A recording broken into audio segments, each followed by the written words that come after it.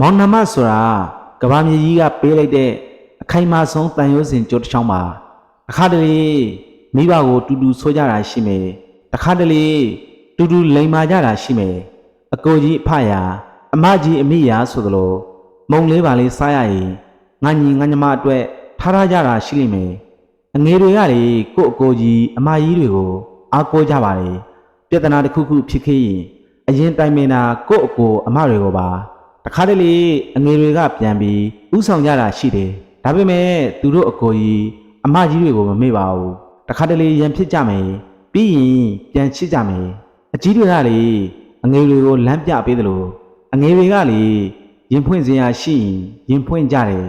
ကိုကဘာကြီးပဲဖြစ်နေပါလေကို့အကိုကို့အမရှိရောက်ရင်ကလေးလေးပါပဲတခါတလေကို့အတွက်သူတို့ကရှစ်ဆုံးကနေဂုံယူတက်ကြပါလေတခါတလေကိုကသူတို့အတွက်ရှစ်ဆုံးကနေ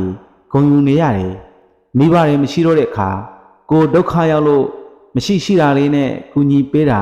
မောင်နှမဆိုတဲ့တန်ရုံးစင်ကြိုးလေးချောင်းပါကိုပြန်မေးကြည့်ပါအဖေအမေပြီးရင်ဘသူ့ကိုအချစ်ဆုံးလေလို့ပါဇက်ကနေထုံမပြောရင်တော့စိတ်ထဲကနေကိုမသိပဲရှစ်မိနေပါလိမ့်မယ်ဘာလို့လဲဆိုတော့လောကကြီးကတန်ရုံးစင်ဆိုတဲ့ကြိုးလေးတစ်ချောင်းကိုမွေးလာကလေးကချီနှောင်ထားလို့ပေါ့လောကမှာရှိတဲ့မောင်နှမတိုင်းချစ်နိုင်ကြပါစေ